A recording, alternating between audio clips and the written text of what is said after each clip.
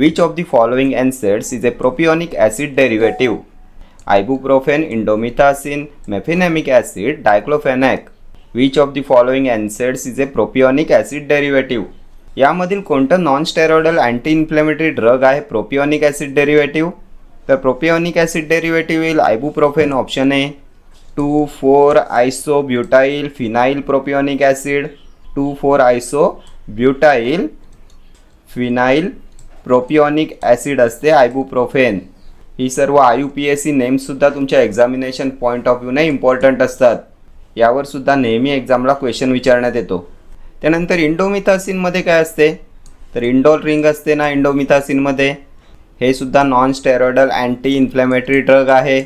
Then इंडोमिथासिनवर आणखी कोणते क्वेश्चन विचारण्यात येतात?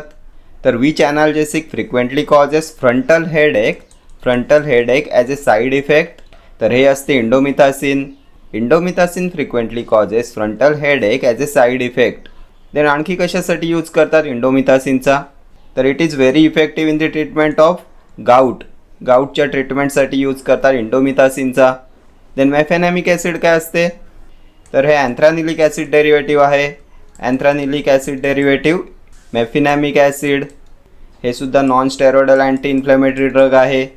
Non steroidal anti inflammatory drug derived from anthranilic acid असते मेफिनॅमिक ॲसिड. त्यानंतर डायक्लोफेनॅक, तर aryl acetic acid derivative. Aryl acetic acid derivative आहे डायक्लोफेनॅक. ठीक आहे.